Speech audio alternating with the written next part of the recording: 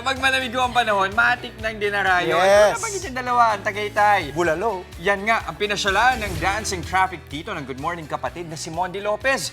Aba, tiis lamig ang tito nyo pero todo hato pa rin kasama ang mascots.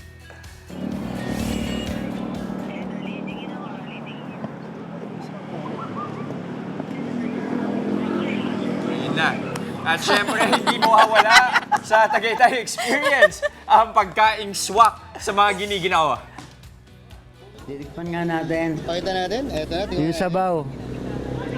Ayan na. Ano tayo? Kumusta? Mainit ba?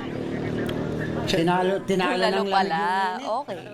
Bulalo, pwede bang walang pabunot sa jacket si Tito Mondi?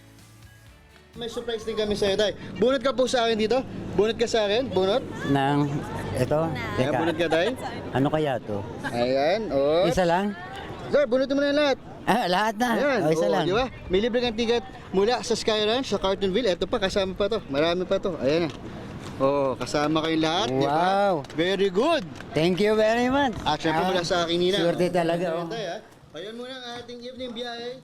Live na live dito sa Tagaytay. Mga kapatid, Jess De Los Santos po ang inyong kasangga sa paghahatid ng balita para sa may alam at may pakialam.